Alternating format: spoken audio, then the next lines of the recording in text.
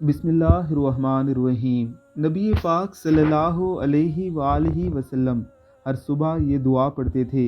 حضرت ابو ہریرہ رضی اللہ تعالی عنہ سے روایت ہے کہ رسول اللہ صلی اللہ علیہ وآلہ وسلم ہر صبح یہ دعا پڑھتے تھے: اللہم بکا اصبحنا و بکا امسینا و بکا نحیا و بکا نموت و الیک النشور۔